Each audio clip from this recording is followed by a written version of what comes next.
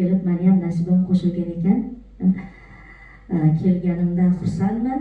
Nima deyman, faqat sog'lik, salomatlik, bolalaringiz rohatini ko'ring, umringiz uzoq bo'lsin.